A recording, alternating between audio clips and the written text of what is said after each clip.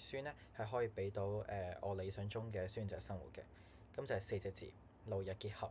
即係做嘢嗰陣咧就好認真，玩嗰陣咧就玩得好開心。咁吳怡孫咧其實係好注重創意嘅一個書啦。咁我自己咧，我嘅興趣咧就係歌詞創作嘅。咁因此我係非常非常嘅欣賞佢呢個嘅理念啦，就係創意同埋創新嘅。因此我會認為我會喺呢一間書院入邊咧去玩得好開心啦。咁之後都會講到呢個創意實驗室嘅。咁我喺大學咧，其實係有兩個目標嘅。第一個目標咧就係擴闊我自己嘅視野嘅。咁啊點解咧？就係我係一個好外向嘅人，我中意同其他人去交流。咁每一次交流咧，我都會有一種好興奮嘅心情，就係因為我可以學到呢一個人嘅一啲角度，而呢啲係我以前一定唔會知嘅嘢，因為我而家先見到佢。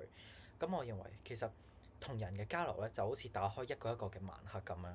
你係永遠唔會知你下一個盲盒，亦即係下一個人，你會喺佢身上面係即係見到啲乜嘅。咁我認為你即係同人講嘢，亦都係一個每一次都會好創新嘅一個體驗啦。因此我就認為喺呢個吳怡孫書院嘅生活咧，就可以令到我識到好多人，咁就可以擴闊到我嘅視野啦。咁另外一個方面咧，就係延續我對創作嘅熱情啦，亦即係中文文學嘅同埋歌詞嘅。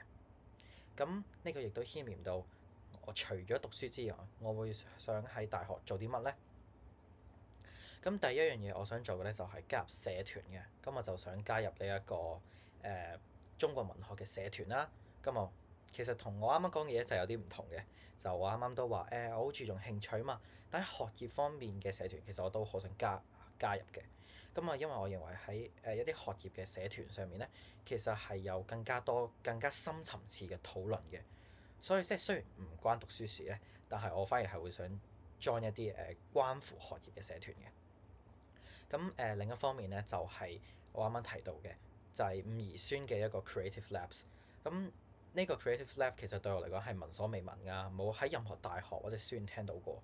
咁作為一個咁注重創意啊創新嘅一個人咧，我好想睇下佢可以 provide 到我乜嘢 opportunities 嘅。